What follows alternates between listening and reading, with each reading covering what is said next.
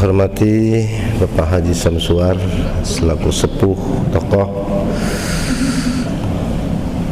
komandan kita, para asatidzah yang saya hormati, para remaja, hadirin hadirat, moga-moga kita senantiasa mendapatkan ridha dari Allah Subhanahu wa taala. Bersyukur alhamdulillah bahwa semalam ini kita masih diberikan kesehatan ya. Insyaallah kalau sehat tuh semuanya jadi enak. Betul kan? Orang sehat makan apa juga enak. Betul? Kalau badan lagi sehat. Makan sayur tempe, tahu juga nikmat. Itu karena sehat. Nah, kalau lagi sakit maka semuanya jadi nggak enak. Betul nggak? Kasih opor ayam, kasih sate juga nggak enak, namanya juga sakit. Ini kesehatan jasmani. Sebaliknya ada sehat rohani, ya kan?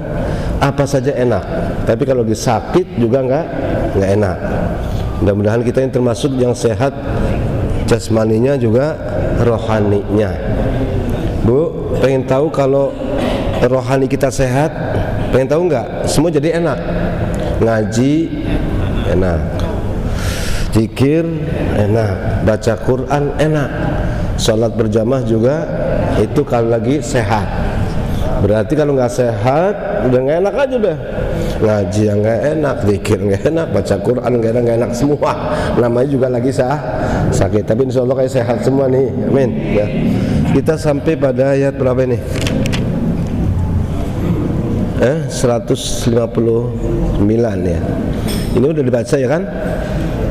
Udah belum? Ya kan? Nah, jadi sekalian yang Allah Subhanahu wa taala, kita bacalah satu ayat enggak apa-apa.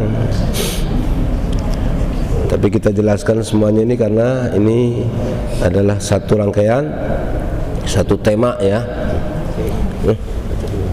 Iya. Berapa? 160 kan 58 udah ya, nanti kita jelaskan sambungan itu. Yang kita baca ini 151 162 ya. 161 162 itu aja. A'udzu billahi minasy syaithanir rajim. A'udzu billahi Bismillahirrahmanirrahim.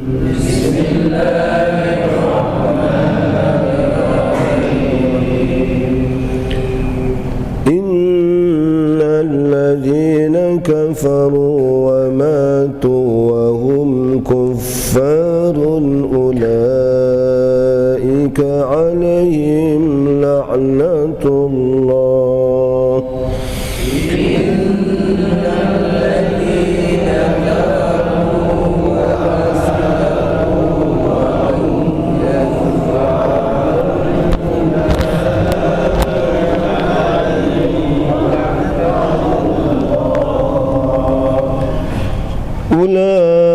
أولئك عليهم لعنة الله والملائكة والناس أجمعين.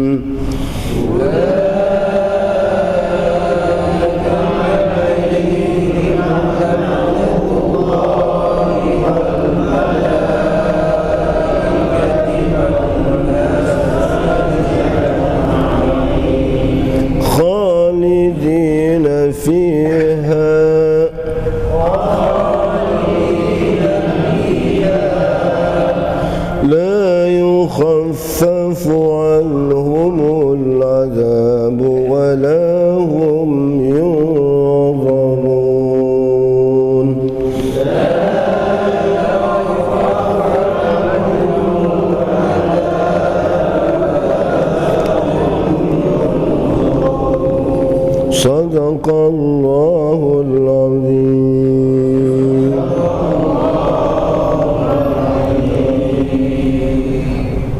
baca terjemahannya. Aku berlindung kepada Allah dari godaan syaitan yang terkutuk, dengan menyebut nama Allah yang Maha Pengasih lagi Maha Penyayang. Allah Subhanahu wa taala berfirman dalam surat Al-Baqarah ayat 161. Sungguh orang-orang yang kafir dan mati dalam keadaan kafir, mereka itu mendapatkan laknat Allah, para malaikat dan manusia seluruhnya. Mereka kekal di dalamnya laknat, tidak akan diringankan azabnya, dan mereka tidak diberi penangguhan. Ya. Maha benar Allah dengan segala firman. Terima kasih. Jadi ayat 159 sampai 162 ini kaitannya dengan masalah tanggung jawab orang yang berilmu, orang yang memegang kebenaran, itu tentang al-kitman, ya kan, menyembunyikan. Sebelum ini saya ingin kembali, ada hal yang penting dalam ayat sebelumnya, innas safa wal marwata min sya'airillah.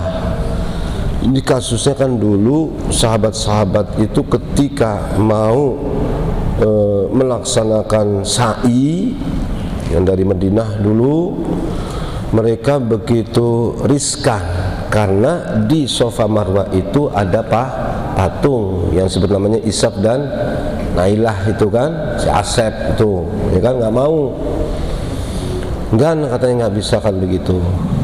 Tapi kemudian Allah katakan innas safa wal marwata min sya'airillah. Ini kemudian menjadi satu kaidah fikhiyah. Ini penting sekali, ya. Apa kaidah fikhiyah? Bahwa la yutrakul haqqu li ajlil batili. Jangan sampai kebenaran itu ditinggalkan, dibiarkan karena ada kebatilan. Ini kan?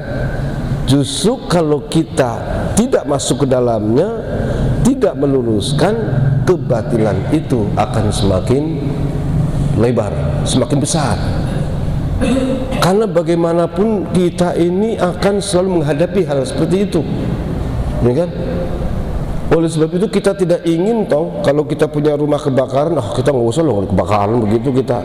Lah kalau diem aja malah akan menyebar terus.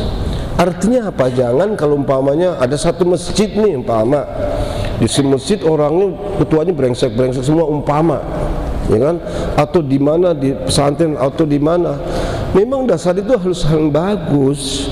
Tapi ketika di situ banyak orang-orang nggak jelas, kita kemudian yang orang yang benar diam aja, percuma juga kita ke situ, malah kita nanti jadi ikut-ikutan. Nggak begitu kaidah fikih itu. La yutrakul haqqu li ajlil batil. Jangan sampai kebenaran itu dibiarkan karena ada yang kebatilan yang melakukannya. Tapi kita harus melawan, bukan melawan, setidaknya kita minimal paling nggak mengimbangi, jangan sampai menyebarkan, begitu kan? Itu target yang paling rendah. Ada orang tua begini kepada anaknya, begitu punya teman anak-anak tuh, orang anaknya yang bergaul dengan si fulan, kamu jangan bergaul sama dia, nanti kamu bisa begini-begini. Udah pasti tuh, bener nggak? Kenapa? Karena orang tua kita itu nggak pede. Coba jadikan anak itu pede, dia masuk ke sana bergaul. Jadi biar diajak begitu. Ini salah satu bentuk dakwah. Karena ini saya alami betul itu, kan? Dulu waktu tahun 70 itu, saya tuh punya geng tuh, punya tuh tukang berantem tukang tawuran tuh saya, baik yang di Gunung Sari ataupun di Pademangan, ya. Tapi mereka walaupun anak-anak nakal begitu, tapi kalau sudah waktunya, ayo kita sholat dulu lah, nggak enak udah biasa sholat tetap. walaupun kadang berantem lagi, kadang udah keluar lagi, tapi itu kemudian namanya masih anak-anak memang juga bikin liar, tapi karena kebetulan selalu kita dekati, kita bareng, lama-lama juga mereka nggak terlalu liar banget, masih mau sholat, seperti itu loh. Ini yang saya alami seperti itu. Jadi kekhawatiran kita nih karena anak kita ini nggak punya bekal masalahnya, betul nggak? Nggak punya ini, coba yang mewarnai anak kita masuk ke sono biar pada ikut begitu. La yutrakul batilu, la yutrakul haqqu li ajli al batil. Jadi jangan sampai kebenaran itu dibiarkan ditinggalkan karena apa, di situ ada kebatilan. Nah itu tadi Inna Safa wal Marwah itu kisahnya seperti itu. Ada sahabat-sahabat nggak mau pun sini ada patung begini-begini. Loh itu perintah Allah kok, ya kan? Maka Inna Safa wal Marwah min sya'irah. Udah tawaf. Tapi lama-lama kemudian mereka pun orang-orang menyembah berhala menyingkir, mengalah, kan begitu. Jadi tinggal kita. Nah inilah satu-satu yang bisa kita ambil kaidah fiqhiyah ya dari surat apa tadi, ayat 158 ya. Nasafa al-marmisyaila faman hajjal baita wa tamara fala junaha alaihi ayyat tawafa bihima. Kemudian pada ayat selanjutnya ini Allah mengungkapkan tentang orang-orang Yahudi yang selalu menyembunyikan kebenaran. Nah, kalau tadi kan memang kita nggak boleh lalu meninggalkan. Sekarang kebenaran itu jangan kemudian disembunyikan, ditutupi, karena ini adalah sifat orang-orang Yahudi. Dan yang sangat ironis bahwa usaha menyembunyikan itu adalah dari orang-orang yang tahu kebenaran. Nah ini repot, dari bahasa kebenaran lagi. Bukan yang nggak tahu, kalau nggak tahu nggak bagaimana menyembunyikannya, ya kan? Yang tahu kebenaran, karena apa? Yahudi itu disebut oleh Allah alladzina utul kitab, yang dikasih kitab, ahlul kitab tuh ngerti. Nah, mengapa Allah jelaskan seperti ini? Ini adalah bagian dari kenikmatan yang Allah ungkapkan untuk kita dalam kehidupan ini. Kita bukan cuma mengetahui sesuatu yang baik, tapi yang buruk pun juga kita harus tahu, kan begitu kan? Man arafal haqq, kata Umar bin Khattab, man arafal haqq wa lam ya'rifis syarr waqa'a fil haqqi waqa'a fis syarri wa huwa la yash'ur. Orang yang tahu kebaikan dia ini baik nih, tapi tidak tahu bentuk kejahatan. Pada satu ketika dia akan terjerumus kepada kejahatan itu, tapi dia tidak sadar. Itu banyak. Ya, kita taunya bagus, ya kan? Maka itu sudah ada amar ma'ruf nahi munkar, karena itu berarti dia harus tahu, ya kan? Jangan kita cuma mengetahui kebaikan tapi keburukan nggak tahu. Nah ini yang bicara adalah Umar bin Khattab radhiyallahu an, karena Umar pernah hidup dalam kegelapan, pernah kufur. Kayak apa pahitnya kekufuran. Bahkan menurut riwayatnya juga pernah membunuh, kan begitu kan? Yang dibunuh anaknya. Nabi Musa juga pernah membunuh juga kan? Tapi semua adalah keburukan itu diketahui.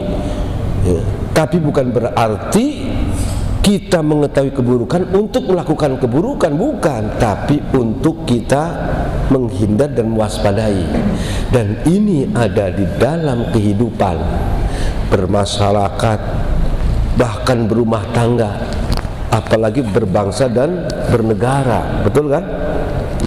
Ini banyak keburukan-keburukan, banyak kiai-kiai yang kejeblos, banyak ulama, bisa jadi itu kan dulu kan, jadi kiai jadi polos banget. Yang dulu kan yang jadi korban itu pernah ada ya senior saya, teman kakak kelas saya dulu di Ummul Qura itu Sayyid Aqil Al-Munawwar Habib, ya kan, Al-Palimbani, Palembang. Itu kan 1,5 tahun di atas saya dulu, ya kan? Karena saya tahu sering jalan ke sana kemari, kan gitu kan. orang soleh, orang cerdas, orang baik-baik, polos. Zamannya Megawati ditunjuk jadi Menteri Agama, nggak taunya masuk penjara. Dia nggak tahu kalau yang dilakukan itu sesungguhnya memang menurut logika memang nggak apa namanya, bukannya kejahatan, tapi itulah buruknya politik. Nah inilah, jadi kembali lagi bahwa Allah mengungkapkan tentang apa ini ayat 159 sampai 192 ini tentang perilaku atau kelakuan daripada orang-orang yang berilmu dari kalangan Yahudi yang mempunyai atau menyembunyikan kejahatan di balik kebenaran itu. Oh ini banyak, hati-hati. Bahkan Allah ini bukan yang kelas lebih inilah, kelas umpamanya sekelas ataupun apa namanya dalam lingkungan rumah tangga. Kalau Allah katakan inna min auladikum wa azwajikum aduwallakum fahdharu, sesungguhnya di antara anakmu dan istrimu itu ada yang bisa jadi musuh kamu. Kamu harus tahu, betul enggak? Loh kok anak jadi musuh, kok istri jadi musuh? Ya ini barangkali mungkin ada istilah musuh dalam, memang beneran istri dalam selimut, satu selimut kan? Nah ini kan repot kalau tidak ada masyarakat. Nah ini diungkapkan, coba. Sesungguhnya orang-orang menyembunyikan apa yang kami turunkan dari bil bayinat. Bayinat itu bukti-bukti kebenaran, wal huda dan petunjuk, ya. Setelah kami menjelaskan kepada manusia dalam kitab, mereka itu adalah orang-orang yang akan terus dikutuk dan juga dikutuk oleh orang-orang yang mengutuk. Illal ladzina tabu wa aslahu wa bayyanu, kecuali orang yang bertaubat kemudian dia memperbaiki diri dan menjelaskan. Tetap Allah katakan faulaika atubu alaihim, bukan atubu kami hubungan ini, karena itu hak prerogatif Allah. Kecuali orang-orang yang bertobat, memperbaiki dan juga menjelaskan, maka mereka itu aku akan berikan tobat atas mereka. Wa anat tawwabur rahim. Jadi tetap Allah masih memberikan peluang. Nah, siapa orang-orang menyembunyikan kebenaran ini? Yaitu tadi ceritanya orang Yahudi. Oleh sebab itu, kenapa menyembunyikan? Di sini banyak, ya, menyembunyikan tentang kebenaran Islam, ya, menyembunyikan juga kebenaran bahwa Nabi Muhammad itu Nabi terakhir. Itu ada dalam Taurat, jelas-jelas, ya kan? Di Taurat itu dijelaskan bahwa nanti ada Nabi terakhir. Ini adalah penutup. Mereka juga menyadari, kenapalah kemudian lalu menyembunyikan. Nah, ini kasusnya seperti itu kan? Itu disebut namanya khususis sabab. Jadi ayat ini berbicara tentang sebab, yaitu orang Yahudi yang menyembunyikan kebenaran bahwa Nabi Muhammad SAW itu adalah seorang nabi, nabi terakhir, kan? Kemudian juga kebenaran tentang itu tadi Safa Marwa seperti itu. Banyak kebenaran. Wal huda juga menyembunyikan petunjuk. Mim ba'di ma bayyana fil kitab. Jadi apa namanya? Orang ini kasusnya atau khusus sabab. Tapi kemudian kaidah mengatakan al-ibratu bi umumil lafzi la bi khususis sabab. Jadi kalau kita ingin mengambil satu pengertian, pesan dari ayat itu bukan karena sebabnya saja, tapi melihat kepada teks nas yang umum. Jadi artinya bukan bicara tentang Yahudi saja. Pokoknya siapa yang menyembunyikan kebenaran, ya, apakah itu orang Yahudi atau orang Nasrani atau orang Islam sendiri, ya akan dikutuk oleh Allah Subhanahu wa taala. Itu namanya umum berarti. Jadi ayat ini berarti pesan untuk siapa saja, walaupun kasusnya kasus siapa tadi? Orang-orang Yahudi. Itu namanya kalau bahasa usul fikih al-ibratu bi umumil lafzi la bi khususis sabab, bahwa yang kita ambil pengertian dari hukum itu adalah teks yang umum yang dicakup itu, bukan kasusnya, bukan kasus. Kalau kasusnya orang Yahudi mah cuma cerita doang kan begitu kan. Nah ini ulama-ulama seperti itu. Jadi bahwa kitman itu diharamkan, menyembunyikan sesuatu kebenaran, ya kan? Tapi kalau menyembunyikan salah satu istri muda itu nggak apa-apa. Tuh, Ustadz ini jangan ini enggak nih. Ya itu kalau malah kalau terang-terangan jadi repot urusannya, kalau repot lagi nanti kan. Ya nggak apa-apa, ya kan. Wah, langsung daripada komplain ini. Jadi kalau punya istri yang kedua diem aja, pokoknya disembunyikan. Enggak, habis jalan-jalan ke sono, orang kita lagi mampir doang ke sono. Kemarin sih Pak, kok lama banget. Itu ada rapat kan begitu. Ya itu yang bohong itu. Bukan rapat kali kan begitu kan. Jadi itu nggak apa-apa hal yang semacam itu. Kalau benaran dalam al-haq itu nggak boleh. Maka salah satu sifat Nabi bahwa Nabi itu mustahil, yaitu kitman. Jadi Nabi kan punya sifat itu apa? As-sidqu, apa lagi? At-tabligh, al-amanah, fatona, cerdas ya. Lawan itu baladah, goblok, bego. Nggak ada Nabi bego itu nggak ada. Fatona, cerdas. Terus apa tadi? Amanah, amin, terpercaya. Terus apa lagi? Yang apa? Tabligh, menyampaikan. Nah, menyampaikan itu adalah sifat yang wajib bagi Rasul dalam akidah dan mustahil untuk kitman, menyembunyikan. Itulah seorang Rasul. Kita juga hendaknya begitu. Yang itu jangan bilang itu kan Nabi, kita bukan Nabi. Enggak begitu. Justru Nabi itu supaya diperbanyak, dicontoh, maksudnya contohnya banyak seperti itu. Karena yang punya tanggung jawab untuk memegang satu risalah amanah itu, kan begitu kan.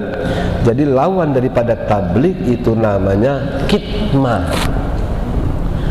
Jadi kitman ini nggak mungkin terjadi pada diri Rasul Sallallahu Alaihi Wasallam. Oleh sebab itu ayat-ayat yang pahit, ayat-ayat yang menjelekkan pribadinya pun diungkapkan. Ada ayat yang belum kita ini kan Nabi ini salah diungkapkan, ceritakan. Abasa wa tawalla an ja'ahul a'ma. Ada kan begitu ya? Abasa wa tawalla an ja'ahul a'ma. Abasa wa tawalla. Nabi itu cemberut, cembetut. Apa itu? Mukanya masam. Wa tawalla, dan berbalik. An ja'ahul a'ma, di mana kedatangan orang yang buta. Itu Ibnu Ummi Maktum. Kasusnya adalah ketika banyak orang-orang besar dari kalangan kafir Quraisy ingin datang kepada Nabi, Nabi. Nabi seneng dong kalau lihat umpamanya Abu Jahal dengan apa teman-temannya yang lain pengen ketemu, ya barangkali pengen masuk Islam kali begitu kan. Nah di sini bisa jadi mereka pengen bertanya, tiba-tiba ada orang buta datang kepada Nabi, tanya tentang Islam, mau curhat. Itu lihat orang buta begini, gue lagi mau tamu orang besar, datang orang buta lagi, udah reseh aja loh. Kan begitu bisa jadi kan. Lagi datang seorang pejabat, ada orang kecil yang datang ke rumah, ngerepotin lagi umpamanya, halo, diisih loh, kan begitu kan. Gue lagi ketemu, lagi datang bos, tahu nggak, kan begitu. Nah ini kasus, ya kan Nabi ya. Itu kan berarti apa? Nabi apa? Berarti bersikap kurang apa? Kurang ya kooperatif ataupun kurang mengayomi, kan begitu kan. Begitu ada orang besar aja lalu dia dicuekin. hal yang semacam itu ditegur oleh Allah Subhanahu wa taala. Abasa wa tawalla an ja'ahul a'ma. Ayat ini menceritakan tentang apa? Ya tentang Nabi tadi cemberut. Artinya lu jangan begitu, begitu kan? Wahai Muhammad, jangan begitu. Nah, ini hal-hal yang barangkali merugikan kepada Nabi Muhammad menurut Al-Quran, tapi oleh Nabi tidak sembunyikan. Allah bukan begini, tetap disampaikan. Itu namanya tabligh. Paham nggak? Ini kan hal-hal yang boleh menyakitkan diri itu sampaikan tetap. Itu namanya karena itu karena kebenaran. Nggak boleh. Maka Nabi itu mustahil kitman. Nah, kitman di sini kemudian lalu dilakukan oleh orang-orang yang berilmu yang mestinya dia adalah ikut di belakang Nabi, ya kan? Dia akan mencontoh Nabi, tapi tidak, itu dari kalangan Yahudi. Itu menyembunyikan tentang kebenaran. Maka Allah katakan orang yang menyembunyikan ulaika yal'anuhumullah, Allah akan melaknat semua orang-orang melaknatlah, kecuali orang yang bertobat. Tetap bagaimanapun kesalahannya, kalau memang bertobat, memperbaiki diri, menjelaskan, tetap Allah membuka. Luar biasa kan? Kemudian ancaman lagi, innal ladzina kafaru wa matu hum kuffar ulaika alaihim la'natullahi wal malaikati wan nasi ajmain. Tapi ketika orang itu tetap kekeh menyembunyikan kebenaran, seakan beginilah, innal ladzina kafaru wa matu hum kuffar ulaika alaihim la'natullah, bahwa orang-orang yang menyembunyikan kebenaran itu juga kufur juga sama. Cuman bahasanya nggak begitu. Innal ladzina kafaru, seakan-akan mereka orang-orang yang menyembunyikan kebenaran itu adalah orang yang kufur. Dan kemudian tetap dia tidak pernah taubat, mati dalam keadaan kufur, menyembunyikan kebenaran. Maka atas mereka itu laknatullahi wal malaikati wan nasi ajmain. Allah mengutuk, malaikat mengutuk, manusia semuanya ngutuk semuanya. Ya Allah, kalau dikutuk sama Allah, malaikat, berarti udah semuanya berat itu. Kita kalau dikutuk sama orang aja udah gak enak banget, betul gak?